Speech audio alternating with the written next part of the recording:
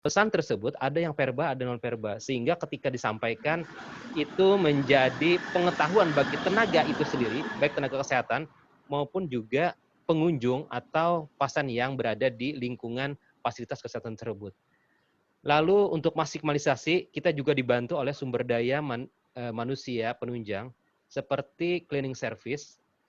Pastinya mereka adalah selalu lebih daripada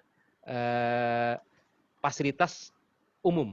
Kenapa? Karena di rumah sakit sesuatu yang berbeda. Ketika dulu orang tidak mengenal, jangan bawa anak-anak ke dalam rumah sakit, selalu dibantah dan sebagainya. Wah tidak, anak saya akan sehat saja. Nah sekarang dengan kejadian ini kita bisa meminimalisir. Bahkan security pun bermain di sana. Dalam artian bukan bermain, bekerja dengan mudah. Kenapa? Karena sudah bisa mengatakan bahwa jangan masuk karena saat ini rumah sakit adalah sedang dalam proses lebih baik lagi, yaitu melarang orang-orang banyak berkeliaran atau berkunjung dan bisa menambah proses penularan tersebut bisa meluas.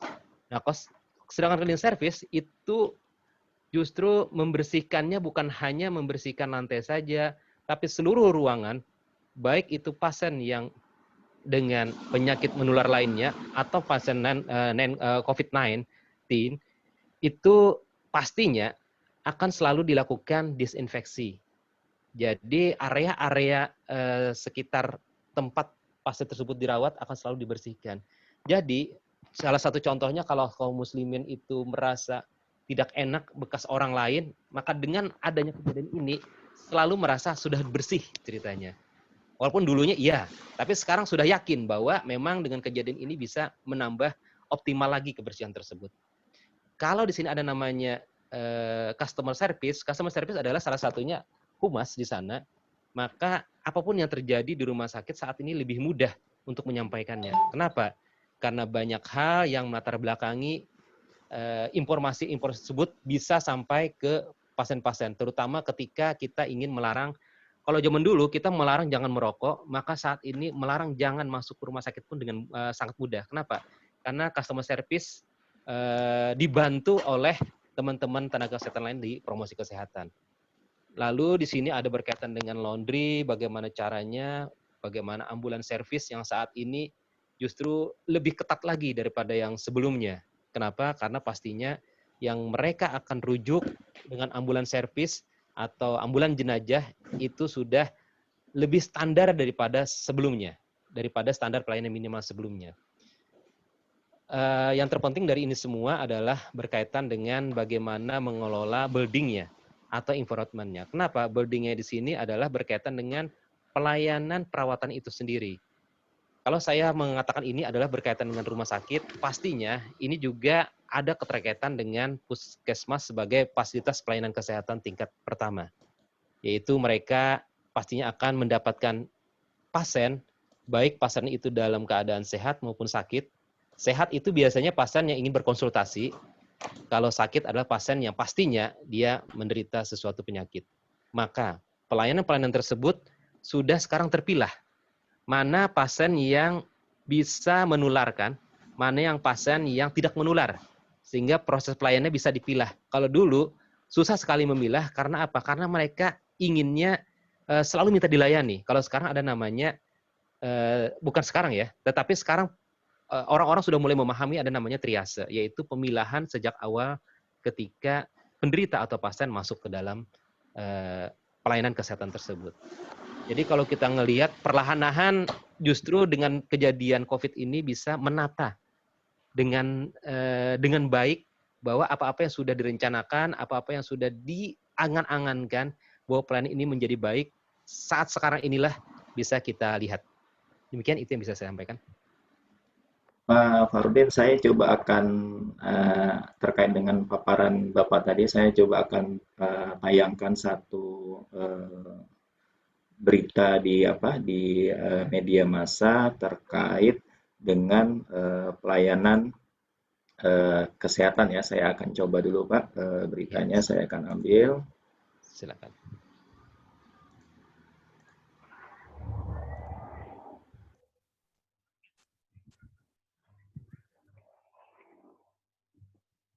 Di tengah pandemi COVID-19, puluhan petugas kesehatan di bagian rawat RSU Hasan Busuri Ternate menggelar aksi mogok kerja Rabu 8 April 2020. Padahal Rumah Sakit Hasan Busuri diketahui merupakan satu dari rumah sakit rujukan COVID-19. Puluhan petugas kesehatan itu menutup seluruh aktivitas pelayanan rawat jalan karena Pemprov Maluku Utara tak merealisasikan pembayaran tunjangan kinerja atau TUKIN. Dikutip dari Kompas.com, perwakilan kesehatan RSU Hasan Busuri Ternate Ivan Husni menuturkan, tunjangan kinerja adalah hak mereka. Ivan menjelaskan janji tunjangan tersebut telah dilontarkan sejak 1 tahun terakhir, namun tak juga direalisasikan hingga saat ini. Ivan menjelaskan, Pemprov berjanji membayarkan TUKIN pada Selasa 7 April 2020. Namun hingga hari berikutnya tak ada realisasi pembayaran tunjangan tersebut. Sebagai bentuk kekecewaan, para petugas kesehatan pun menghentikan aktivitas pelayanan di ruang perawatan pasien dan IGD RSU Hasan Busuri.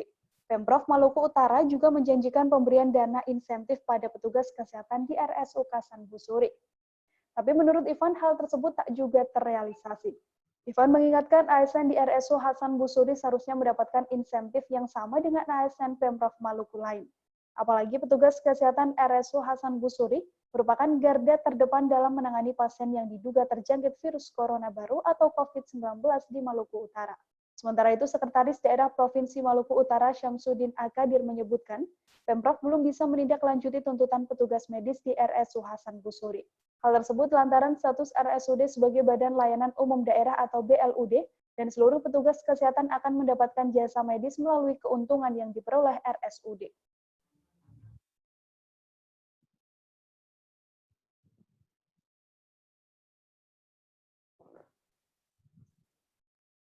Iya.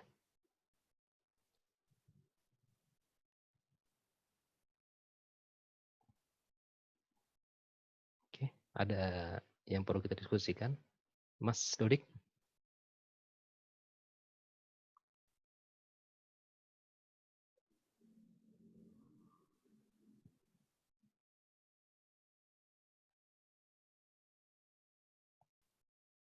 Assalamualaikum, Mas Dodik.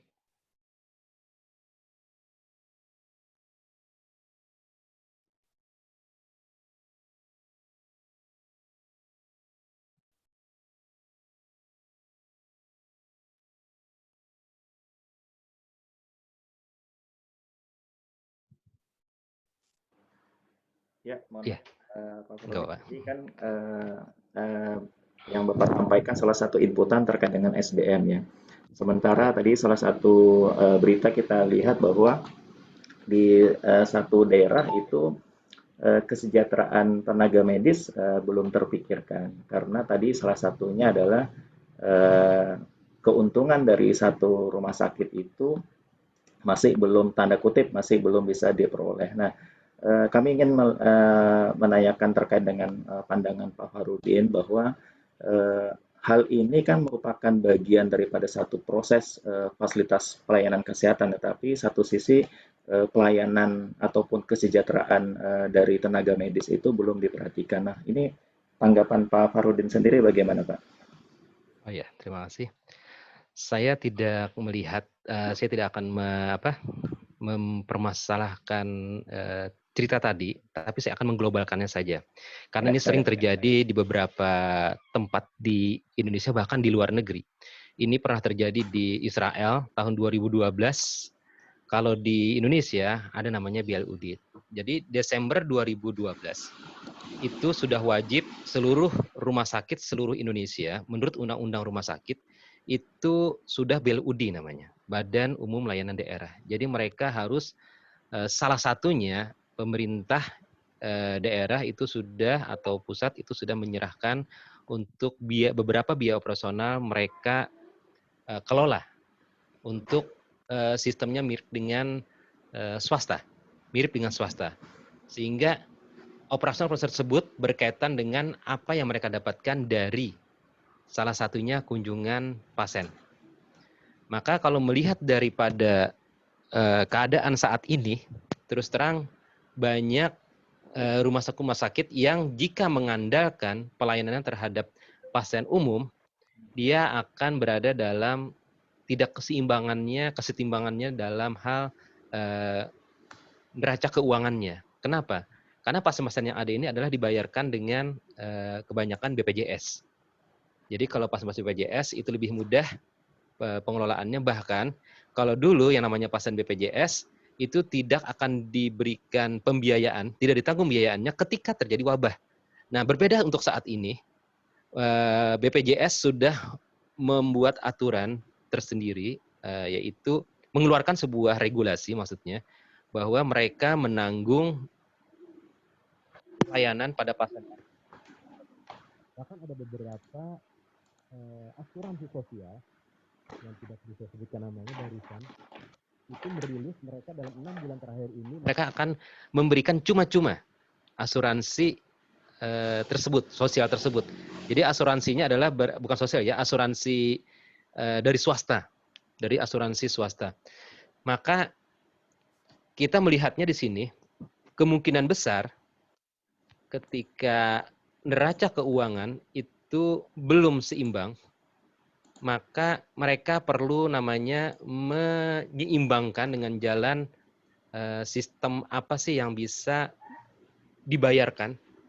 Apakah dengan mendapatkan pinjaman dulu atau justru mereka mengelola keuangan dalam bentuk yang lain.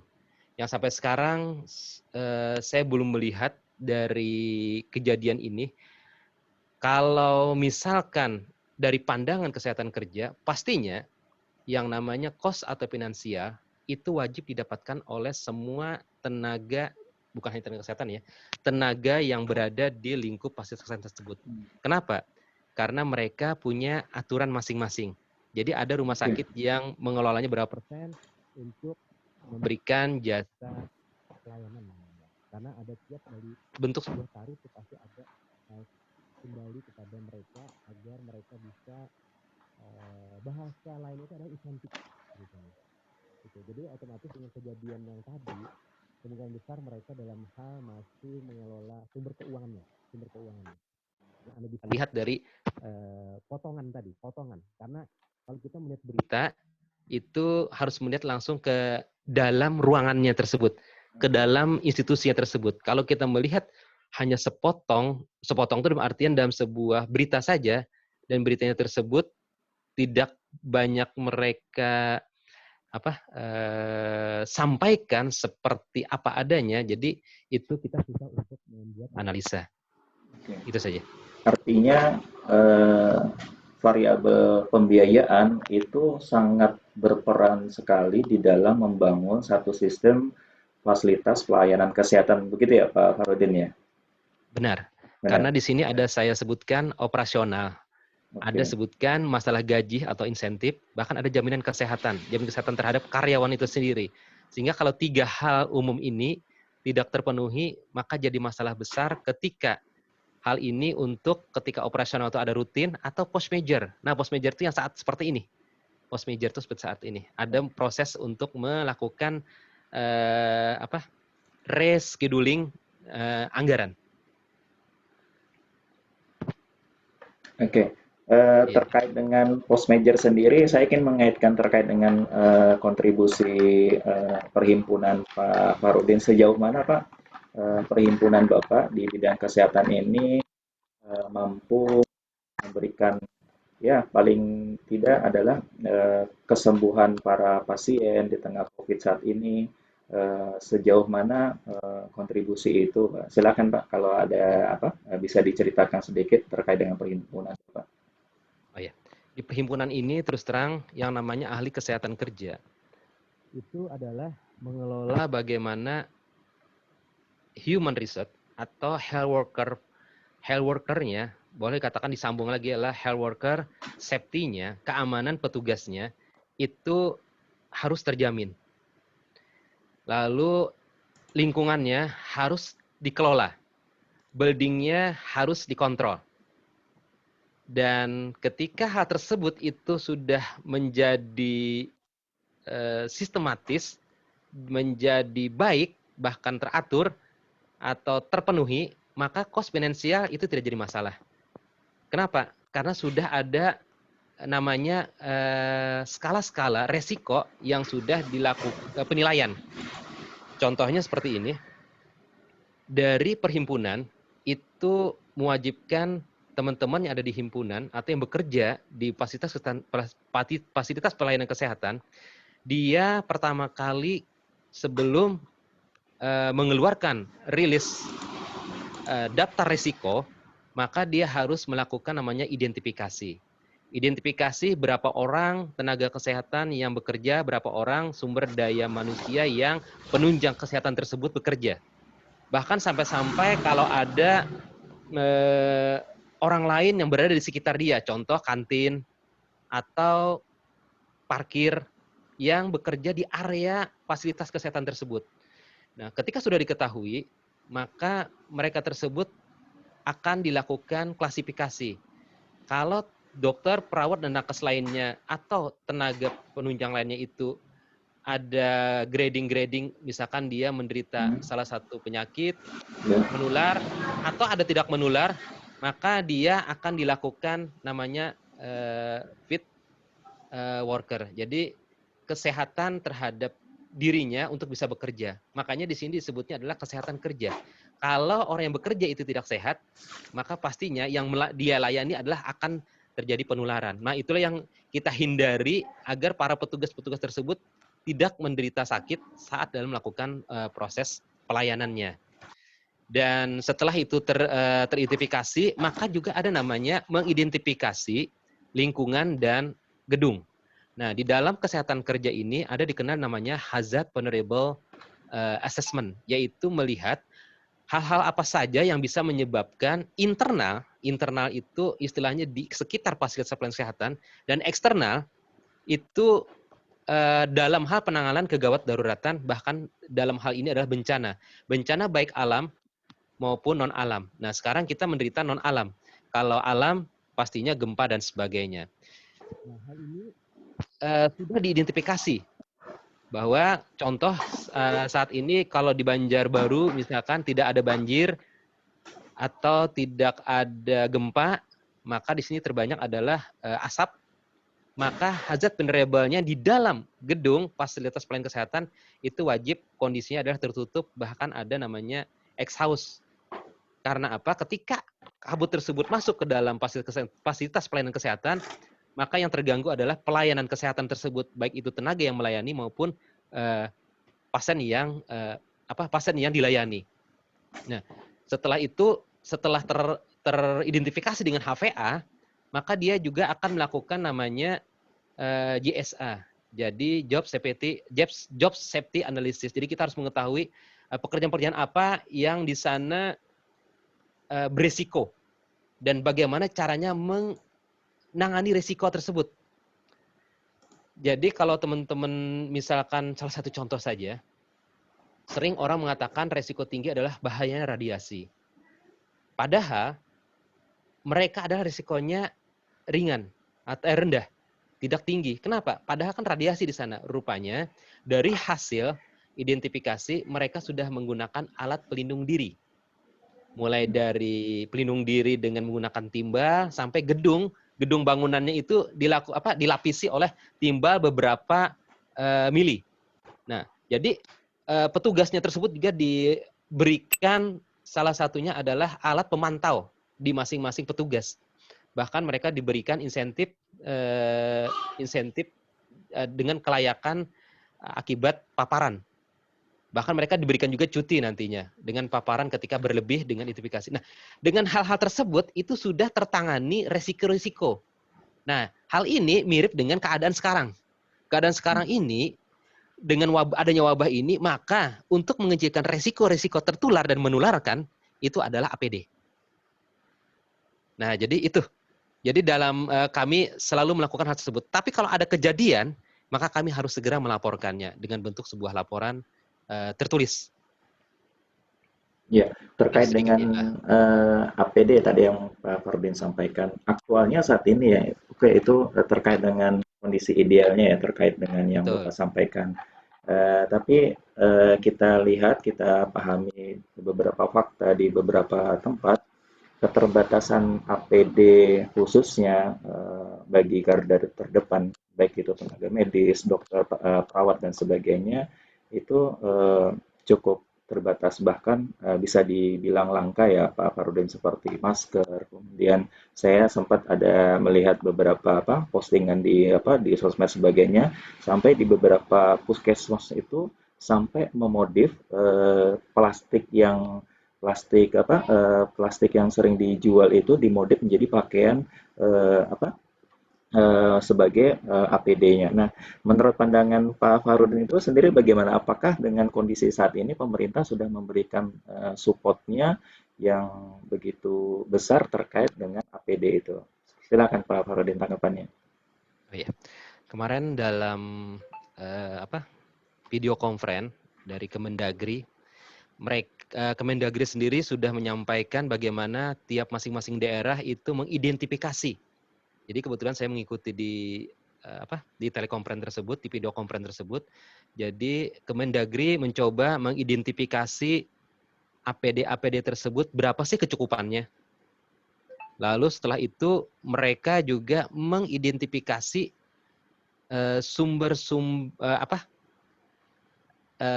bahasa kita ya, institusi-institusi apa atau pabrik-pabrikan apa yang bisa membuat APD tersebut bisa layak pakai.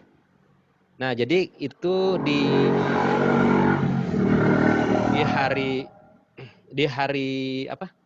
beberapa hari, seminggu yang lewat itu sudah dilakukan hal tersebut, dan Senin tadi itu sudah dirilis. Nah, dirilisnya tersebut untuk melakukan kebijakan apa yang akan dilakukan oleh setingkat kementerian. Dan kementerian yang saat itu Kementerian Dalam Negeri tersebut ketika di video conference juga ada yang menyampaikan khusus bagaimana ketersediaan saat ini memang kurang. Sekali lagi memang kurang. Kenapa memang kurang? Karena sentral penjualannya pun kalau kita mau yang standar luar, itu di luar pun mereka justru memakai juga. Jadi kita saat ini memang ada saling dukung mendukung untuk negara masing-masing. Tidak ada lagi bisa mengekspor, bahkan kita tidak bisa lagi mengimpor karena sudah ada keterbatasan kota-kota di masing-masing tempat. Dan itu terjadi pada beberapa alat bantuan hidup dasar, salah satunya adalah ventilator atau alat-alat lain yang penunjang untuk melakukan identifikasi atau diagnosis, salah satunya di era atau waktu pandemik ini. Oke. Itu. Ya, selain perhimpunan ahli kesehatan, ini apakah ada perhimpunan atau kerjasama yang lain dengan perhimpunan yang lain, Pak Farudin? Oh ya. Bisa dijelaskan? Jadi gini, di dalam sebuah pelayanan kesehatan itu himpunan ini banyak tergabung orang-orang yang jabatan fungsionalnya atau yang berkecimpung di namanya K3. Jadi K3 di fasilitas pelayanan kesehatan itu ada orang-orangnya. Mereka terdiri atas bermacam-macam ketika dalam komite. Ada yang dari dokter, ada perawat, ada counseling, ada nutrisionis dan sebagainya. Kenapa? Karena mereka untuk melakukan identifikasi tenaganya. Apakah ada terjadi sakit atau tidak layak untuk bekerja. Nah, sehingga tiap mereka yang berkumpul dalam komite tersebut, komite K3 tersebut, mereka juga punya organisasi profesi masing-masing.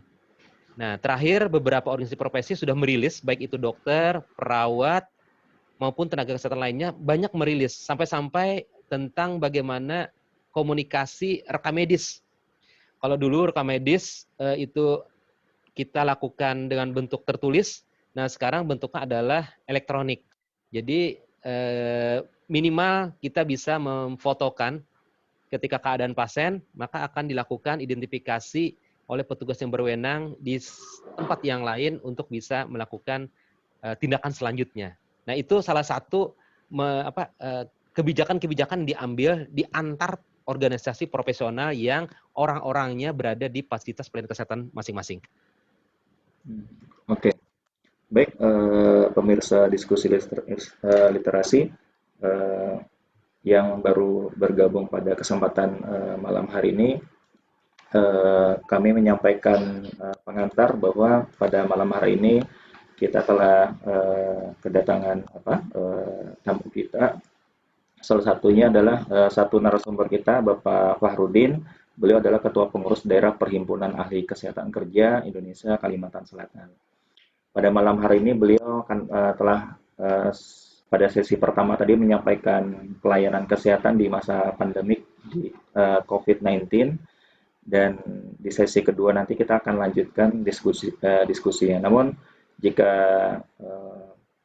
pemirsa ada yang ingin ditanyakan ke narasumber, silahkan aja di raise hand atau misalkan disampaikan namanya, kemudian asalnya.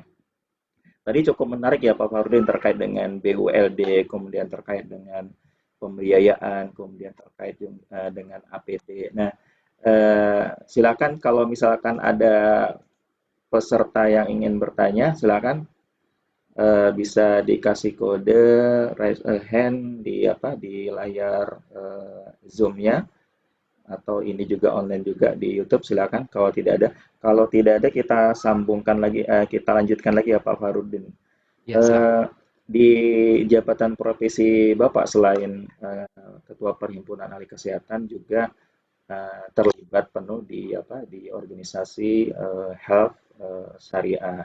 Itu bisa dijelaskan sedikit Pak Fahrudin, organisasi itu apa, kemudian kontribusinya apa, silakan Pak. terima kasih. Di organisasi yang namanya Healthcare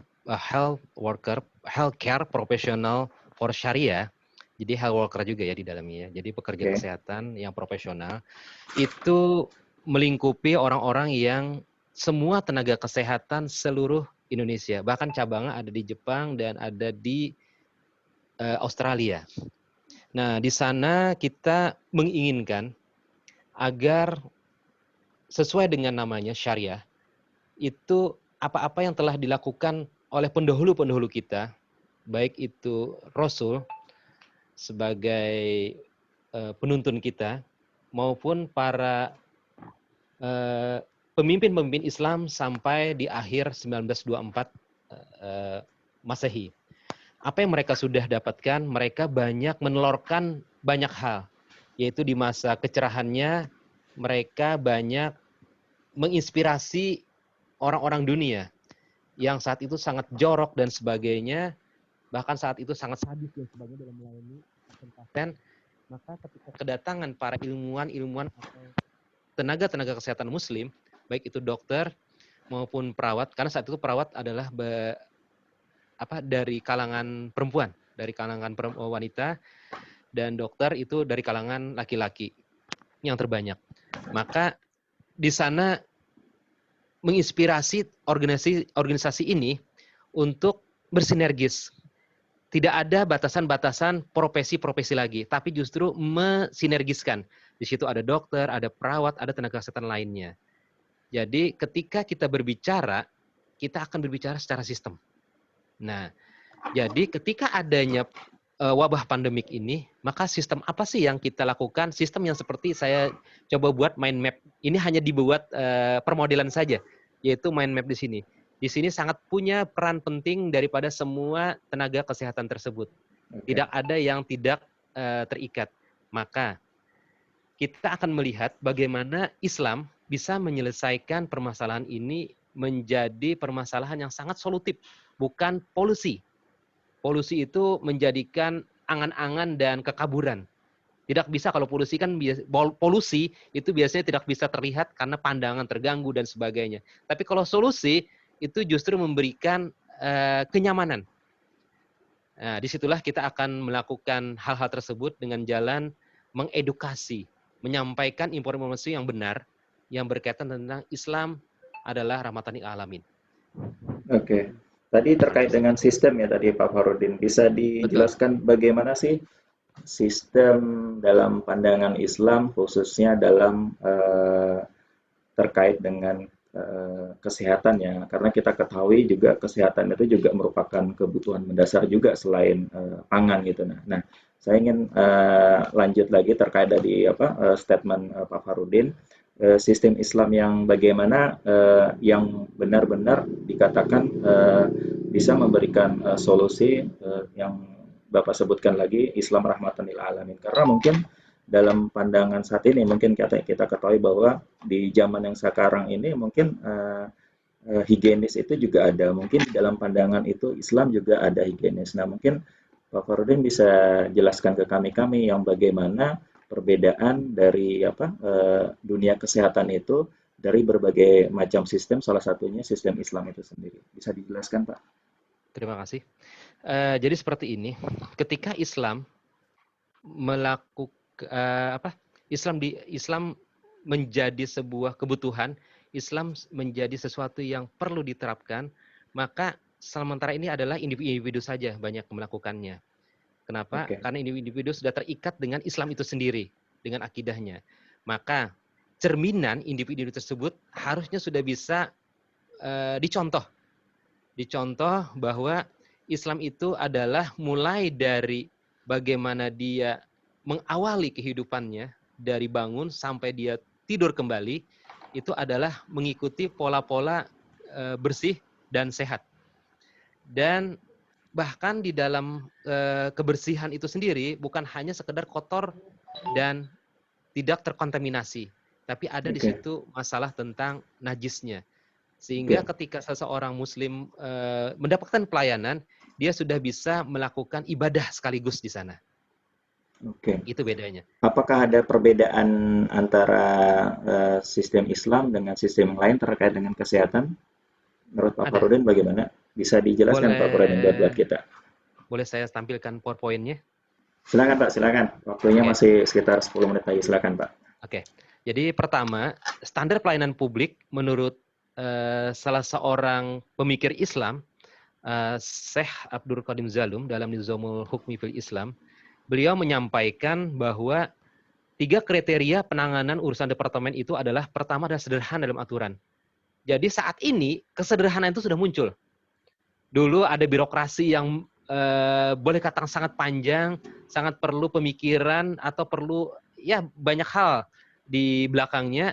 Nah, sekarang sudah mulai disederhanakan. Bahkan saat ini adalah dalam bentuk apa? Sederhana aturannya adalah bentuk online, seperti kita saat ini. Jadi kami ketika nanti melayani pasien-pasien COVID, itu kami bisa melakukan dengan telekonferensi saja. Jadi kita tidak banyak menggunakan alat pelindung diri yang terlalu banyak.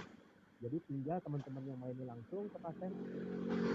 Kita yang sebagai seorang manajerial tinggal melihat bagaimana teman-teman terlindungi atau tidak, terpenuhi atau tidak dalam hal kesehatan kerjanya. Yang kedua, cepat dalam pelayanan. Kecepatan dalam mempermudah orang yang mempunyai kebutuhan itu sangat diperlukan.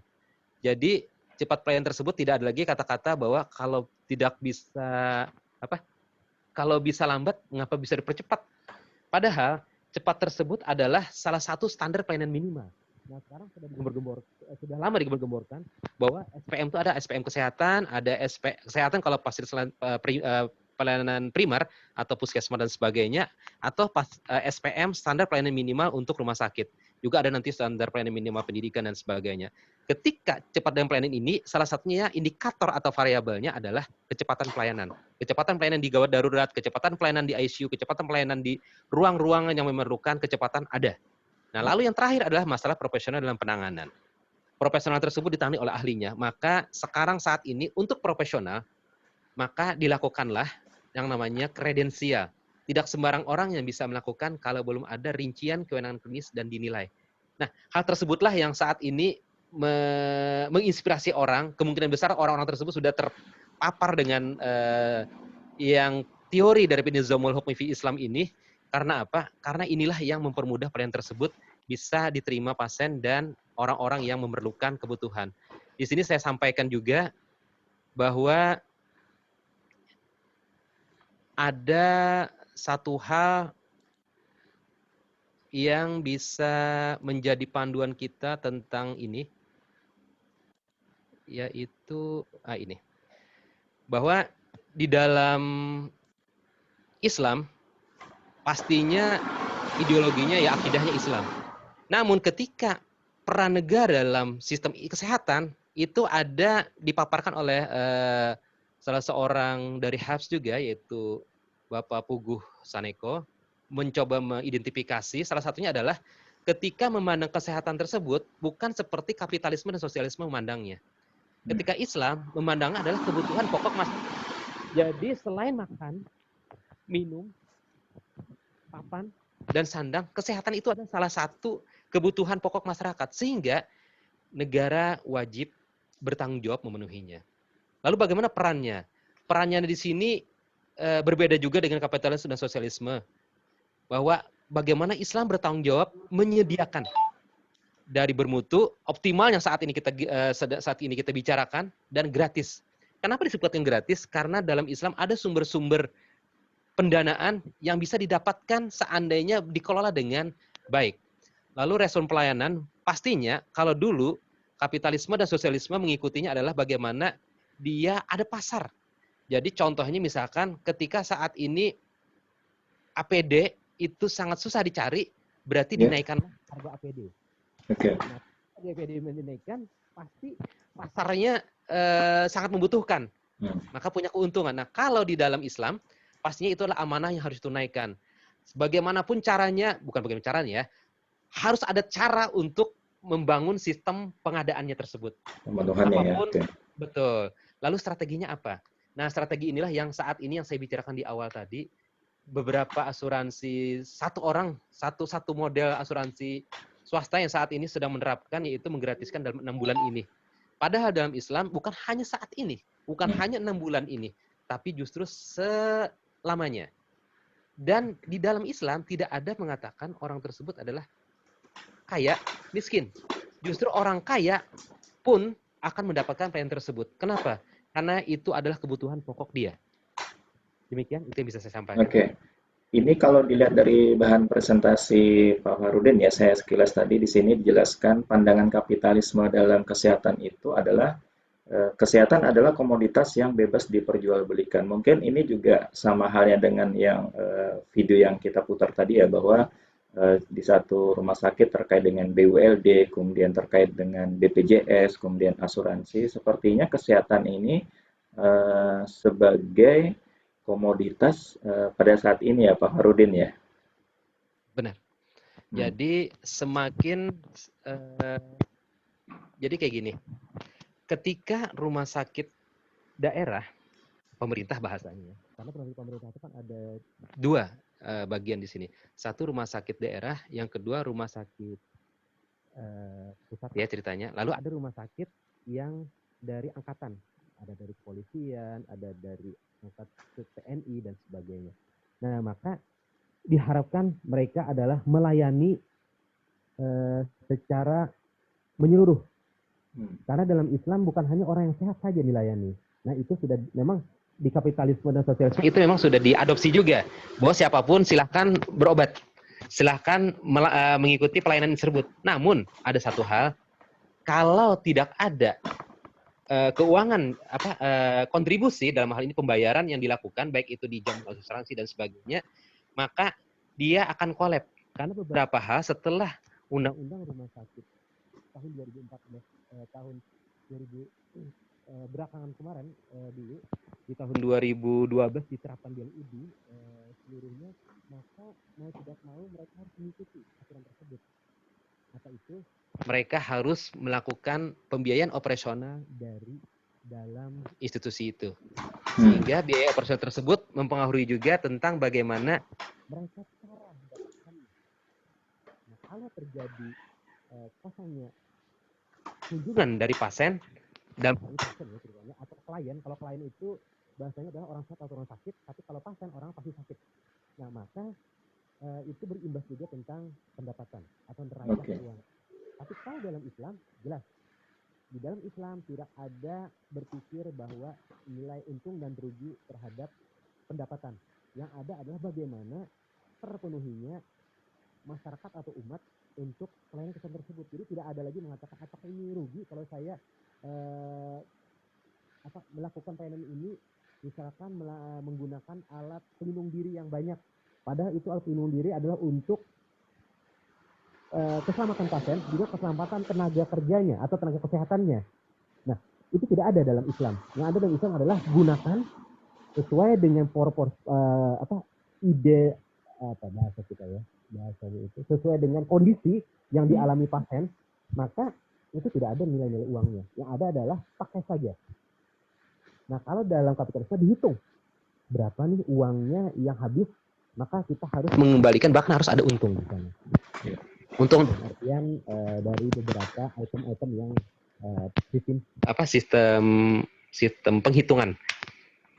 Kalau sistem Islam sendiri terkait dengan pendanaan, tentunya bagaimana Pak Farudin pandangan? Tentunya kan kalau dalam satu operasional kegiatan kayak misalkan fasilitas kesehatan masyarakat, kemudian contohlah SDM ya, tentunya mereka juga perlu ada gaji dan sebagainya. Nah, kalau dalam sistem Islam sumber-sumber itu bagaimana? Apakah mencukupin atau tidak terkait dengan pelayanan yang jaminan pelayanan tadi, sementara kalau kapitalisme kan pandangan adalah melalui BPJS ataupun asuransi. Kalau Islam apakah dananya itu mencukupi, Pak Farudin? Silakan. Ya, insya Allah mencukupi karena sistemnya adalah banyak sumber-sumber keuangan yang dikelola oleh Islam. Baik itu di dalam Islam itu kan ada yang namanya zakat, tapi khusus untuk 8 golongan saja, dan sini tidak berkaitan langsung dengan sistem ini, tapi ada juga dana-dana masyarakat tersebut, bukan dana masyarakat ya, dana-dana umat yang dibayarkan dalam bentuk hibah, hadiah, atau ada dan sebagainya lah ceritanya, yang kita mengetahui nanti dalam kajian Islam selanjutnya itu ada. Pada prinsipnya cukup ya. Betul. Kan dari sumber daya alam pun itu sangat berperan. Kenapa? Karena sumber daya alam masing-masing tempat itu memungkinkan untuk bisa memenuhi hajat hidup orang banyak. Oke. Baik, Bapak-bapak peserta diskusi literasi pada malam hari ini, sebelum kita akhiri dan closing meeting dari Pak Farudin, silakan 1 atau 2 penanya jika ada yang ditanyakan. Tadi Pak Farudin juga sudah banyak cerita ya terkait dengan fakta-fakta yang ada, pelayanan kesehatan yang ada, kemudian kondisi-kondisi aktual yang saat ini kita hadapi, dan juga terkait dengan solusi. Ketika beliau tadi menyampaikan solusi, maka sebenarnya adalah terkait dengan satu sistem. Beliau tadi menyampaikan dalam paparannya bagaimana pandangan kesehatan dalam pandangan sosialisme, kapitalisme maupun Islam itu sendiri. Silakan jika ada pertanyaan atau tanggapan atau yang ingin disampaikan dari peserta literasi, silakan. Kalau tidak ada, kita cukup ya Farudin. Mohon closing statement-nya Pak Farudin 1 menit. Silakan Pak. Terima kasih. Seperti ini, bahwa yang namanya kesehatan itu penting dan menjadi kebutuhan pokok bagi umat. Bahasanya umat ya. Kalau masyarakat kita kembalikan ke umat. Kenapa bilang umat? Karena di sini adalah baik Islam maupun tidak Islam. Jadi dalam Islam itu tidak ada sekat-sekat bahwa ketika dia melayani umat itu pastinya tidak ada mana Islam, mana tidak Islam. Yang kedua, dia tidak melayani lagi, dia juga tidak memilah-milah orang tersebut kaya atau miskin. Nah, di dalam kesehatan kerja pastinya yang kalau dicoba di bridging ke Islam itu adalah jangan menzolimi diri maupun menzolimi orang lain. Sehingga diri sendiri itu supaya tidak terzolimi, kalau dalam bahasa kami di kesehatan kerja itu ada namanya kode penganiayaan. Jadi namanya ada code grey, bahkan ada beberapa negara kodenya berbeda. Namun sepakatnya code grey, yaitu bagaimana keluarga pasien atau orang lain menganiaya petugas itu gara-garanya dia menzolimi orang lain. Nah, kalau dia menzolimi orang lain itu misalkan kita tidak sesuai standar dan sebagainya, itu bahasanya kayak gitu dalam Islam. Tapi kalau jadi kita menzolimi, bahkan keluarga pasien tersebut menzolimi kita. Jadi otomatis itu ada hal yang di sana diharapkan tidak terjadi. Nah, itu di kesehatan kerja ada namanya kode tersebut. Dan di Islam pastinya sudah jelas. Seseorang bisa bekerja kalau dia punya pendidikan yang disebutkan di muka tadi adalah profesional. Sesuai dengan Syekh Qadim Zalum tadi, Abdul Qadim Zalum menyampaikan bahwa pelayanan itu bisa sukses, lancar, dan standar itu ketika orang yang melayani adalah profesional. Demikian, itu saja. Baik, terima kasih Pak Farudin atas paparan Bapak. Sangat bermanfaat sekali. Mudah-mudahan sistem fasilitas kesehatan kita ke depannya semakin baik. Terima kasih para peserta Budiman. Kita cukupkan diskusi kita pada malam hari ini. Semoga apa-apa yang kita diskusikan pada malam hari ini memberikan manfaat bagi kita dan juga memberikan solusi agar pandemi COVID-19 ini segera berakhir. Dan saya mohon undur diri, mohon maaf atas segala kekhilafan, kesalahan. Assalamualaikum warahmatullahi wabarakatuh. Waalaikumsalam Waalaikumsalam warahmatullahi wabarakatuh. warahmatullahi wabarakatuh.